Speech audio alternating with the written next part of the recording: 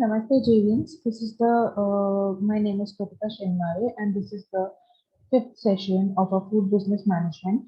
I'm from the Department of Food, Agriculture and Veterinary Sciences, that is FAV, and precisely belonging to the food and biotechnology.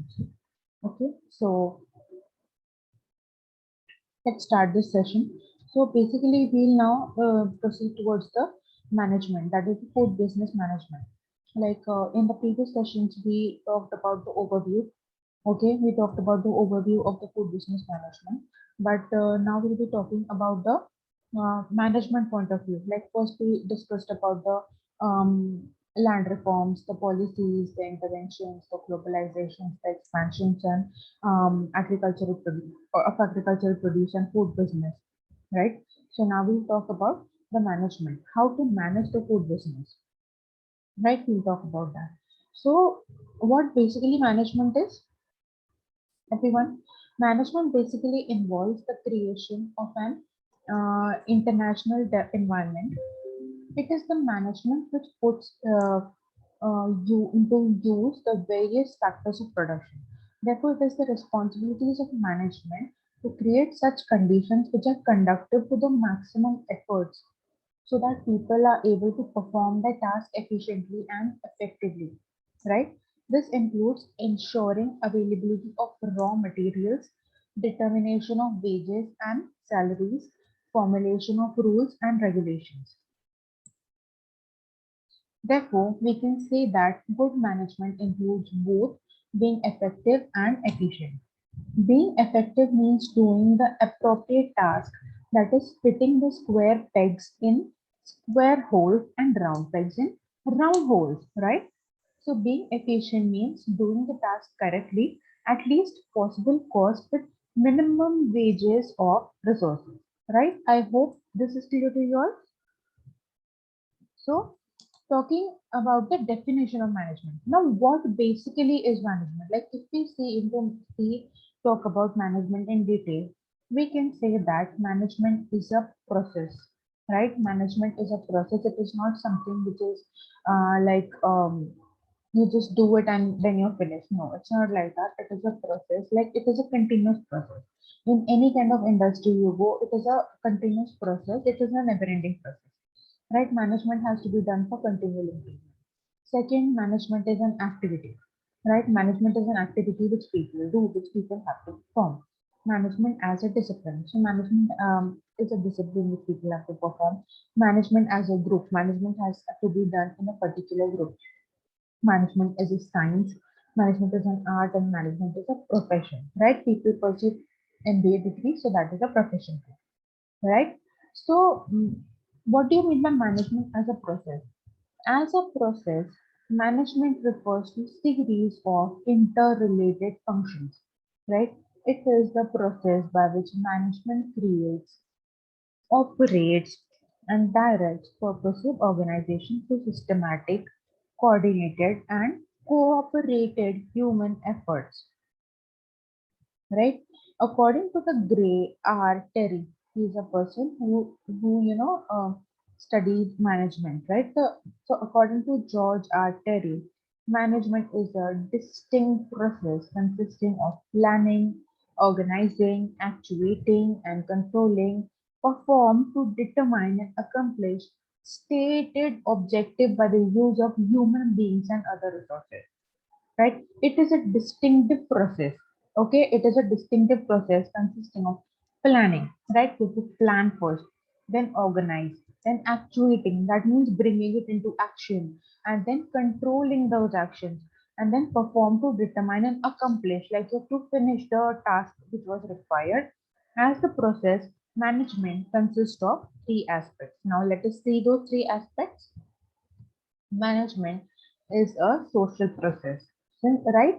Since human factor is most important among the other factors, therefore management is concerned with developing relationship among people, right? It is the duty of management to make interactions between people productive and useful for obtaining organizational goals. Management is an integrating process.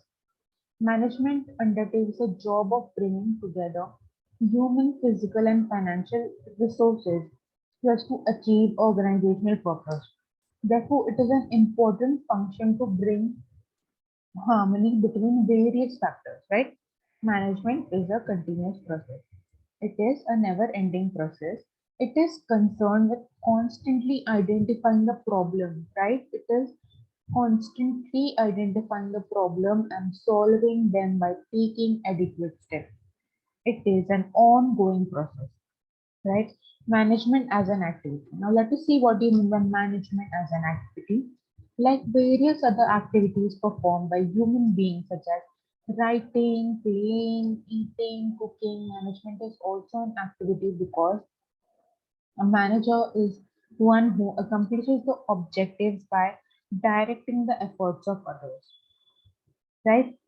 So according to Poons, okay, his philosopher, management is what a manager does. Management of an activity includes informational activities in the functioning of business enterprise. A manager constantly has to receive and give information orally or in written, right? A communication link has to be maintained with subordinates as well as supervisors for effective functioning of an enterprise, right? Decisional activities such as practically all types of managerial activities are based on one or the other type of decisions, right? Therefore, managers are continuously involved in decision of different kinds since the decision made by one manager becomes the basis of action to be taken by the other manager. Okay, the interpersonal activities. Now, management involves achieving goals through people, right? Therefore, managers have to interact with superiors as well as subordinates. They must maintain good relationships with them. The interpersonal activities include with the subordinates and taking care of the problem, right? Now, when we talk about management as a discipline, now management as a discipline refers to a branch of knowledge which is connected to the study of principles and practices of basic administration. It specifies certain code of conduct to be followed by the manager and also various methods for managing sources efficiently. Management as a discipline specifies certain code of conduct for managers and indicates various methods of managing an enterprise. Management is a course of study which is now formally being taught in the institutes and universities after completing a prescribed course or by obtaining the degree or diploma in management. A person can get employment as a manager. Any branch of knowledge that fulfills the following two requirements, which I'm going to tell you now, is known as a discipline, right? So there must be scholars and thinkers who communicate relevant knowledge through research and publication, right? The knowledge should be formally imparted by education and training programs. Since management satisfies both these programs, therefore it qualifies to be a discipline. Though it is comparatively a new discipline, but it is growing at a faster pace. Now, when we talk about management as a group may be looked upon in two different ways. All the managers are taken together, right? All the managers are taken together. Only the top management. Like these can be classified into two types, that is, all the managers are taken together or the top management is secluded. Okay, the interpretation depends on the context in which these terms are used. Broadly speaking, there are three different types of managers. That is patrimonial or family managers. Those who have become managers by virtue of their being owners or relatives of the owners of the company, right? Then there are professional managers, those who have been appointed on account of the specialized knowledge and degree. Then there are political managers or civil servants, those who manage the public sector undertakings. Right? The managers have become a part of the elite group of society as they enjoy higher standards of living in the society.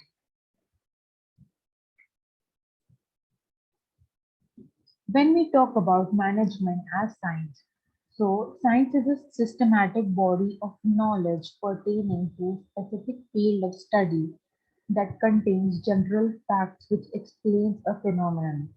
It establishes cause and effect relationship between two or more variables and underlines the principles governing their relationship.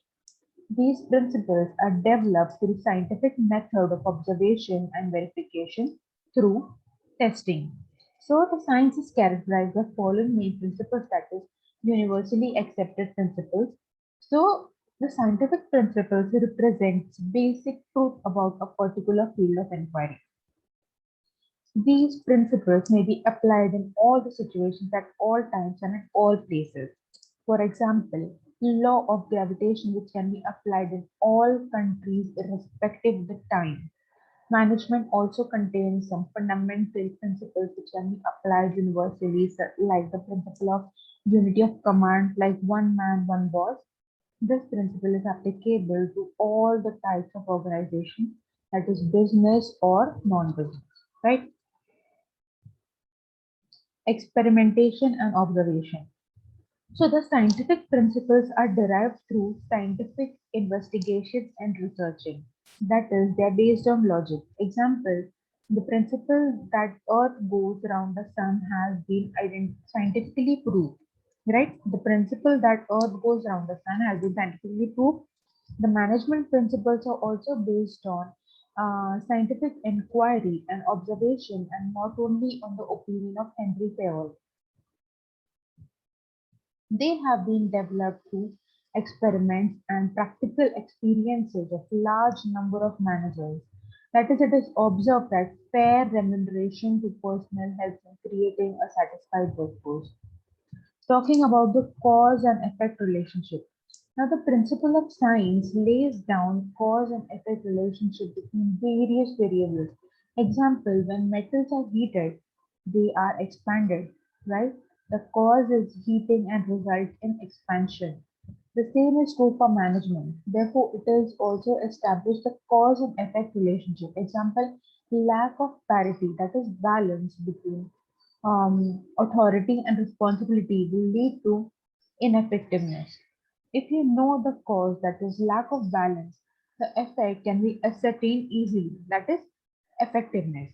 Similarly, if workers are given bonuses, fair wages, then they will work hard. But when not treated in fair and just manner, they reduce the productivity of the organization. Right? So, talking about the test of validity and predictability. Right? So, validity of scientific principles can be tested at any time or at any number of times. That is, they stand the test of time. Each time these tests will give some same result. Moreover, future events can be predicted without reasonable accuracy by using scientific principles. Example, H2 and O2 will always give H2O. The principles of management can also be tested for validity. Example, principles of unity of command can be tested by comparing two persons, one having single boss and one having two bosses. The performance of first person will be better than the second. Right? It can be denied that management has a systematic body of knowledge, but it is not as exact as that of the physical sciences like biology, physics, and chemistry. The main reason for the inexactness of science of management is that it deals with human beings and it is very difficult to predict their behavior accurately. Since it is a social process, therefore it falls in the area of social sciences.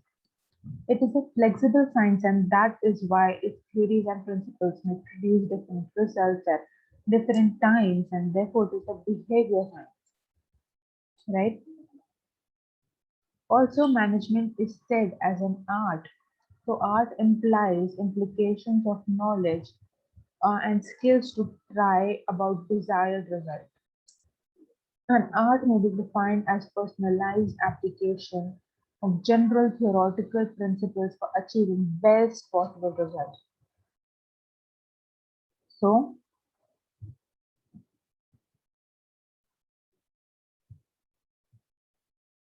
what do you mean by knowledge as an art?